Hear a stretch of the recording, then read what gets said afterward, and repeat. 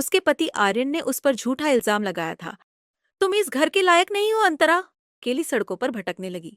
अगर मैं कहूं कि तुम्हारा सब कुछ तुम्हें वापस मिल सकता है तो क्या तुम सौदा करोगी? अंतरा की आंखों में आंसू थे लेकिन उसके चेहरे पर दृढ़ता। उसके अमीर ससुराल वालों ने उसे बिना कुछ सोचे समझे घर से निकाल दिया था। कारण उसके पति आर्यन ने उस पर झूठा इल्जाम लगाया था कि उसने परिवार की इज्जत पर दाग लगाया है। तुम इस घर के लायक नहीं हो अंतरा, उसकी सास सुलोचना देवी ने गुस्से से कहा था।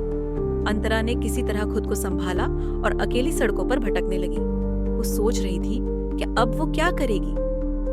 तभी एक अंधेरी गली में एक गहरी आवाज उसके कानों में पड़ी। अगर मैं कहूं कि तुम्हारा सब कुछ तुम्हें वापस मिल सकता है तो क्या तुम सौदा करोगी?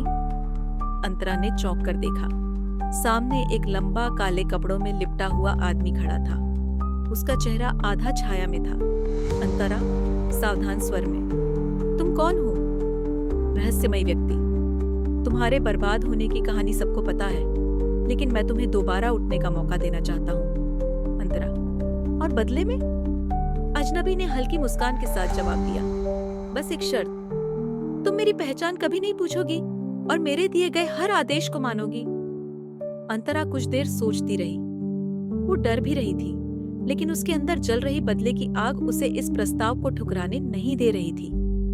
अंतरा, गहरी सांस लेकर, मुझे मेरा सम्मान वापस चाहिए। मैं तुम्हारी शर्त मानती हूँ। अगले ही दिन अंतरा को एक नई पहचान दी गई, अनामिका राय। रहस्यमयी व्यक्ति ने उसे एक शानदार अपार्टमेंट, महंगे कपड़े और एक ताकतवर पहचान दी। अंतरा आश्चर्य से, ये सब तुमने कैसे किया? रहस्यमयी व्यक्ति, सवाल मत पूछो, बस आगे बढ़ो। फिर उसने अंतरा को आर्यन के बिजनेस पार्टनर विक्रांत मेहता से मिलवाया। विक्रांत को अंतरा की नई पहचान के बारे में कुछ नहीं पता था। तुम्हारी पर्सनालिटी कमाल की है मिस अनामिका, विक्रांत ने कहा। तुम मेरे नए प्रोजेक्ट की ब्रांड एम्बेसडर बन सकती हो। अंतरा की आंखों में चमक आ गई। यह उसके लिए पहला कदम था। अंतरा ने धीरे धीरे अपने पुराने ससुराल वालों के करीब जाना शुरू किया।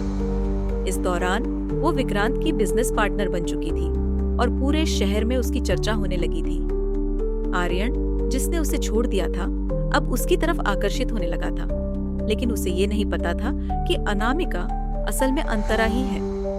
सुलोचना देवी हैरानी से, ये लड़की बिल्कुल अंतरा जैसी दिखती है।